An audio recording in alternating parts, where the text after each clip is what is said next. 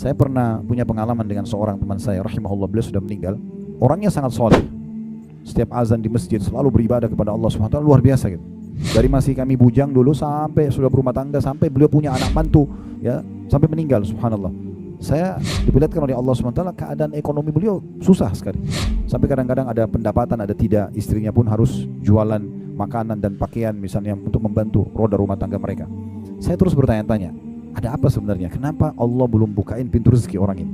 Secara teori agama, kalau orang itu beriman dan beramal soleh harusnya mendapatkan rezeki, kan gitu. Maksudnya di sini adalah punya harta yang cukup untuk dibiayai keluarganya. Saya terus saja bertanya-tanya sampai satu waktu saya ada program diundang oleh satu kelompok kaum muslimin gitu di kota beliau untuk tabligh akbar. Kemudian saya ke sana, dia bersama-sama dengan saya waktu mau tinggalkan kota itu ke kota yang lainnya. Kami naik mobil lewat darat. Saya di situ seperti Allah kasih jawaban. Kenapa Allah belum bukain pintu harta buat teman saya ini?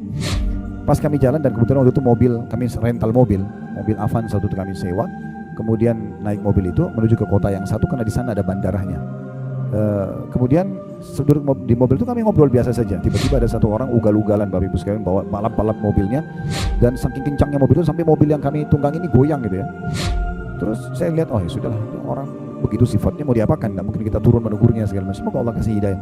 Tapi saya kaget, teman saya ini tiba-tiba mencaci maki orang itu. Keluar semua tutur kata yang saya belum pernah dengar semenjak saya kenal beliau gitu, ya. Terus saya tiba-tiba kayak dapat jawaban, subhanallah, mungkin karena ini Allah belum bukain pintu hartanya.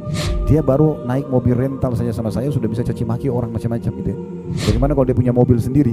Mungkin Allah justru pertahankan keadaan dia demi kebaikan dia. Dengan dia tetap dalam kondisi seperti itu, imannya tidak terganggu.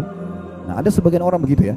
Makanya dalam sebuah hadis disebutkan, Allah berfirman kepada para malaikat yang membagi rezeki, lapangkan rezekinya hambaku si fulan, karena kalau kau lapangkan dia makin mendekatkan diri kepadaku. Dan tahan atau batasi rezekinya si fulan, karena kalau kau buka dia akan kufur kepadaku.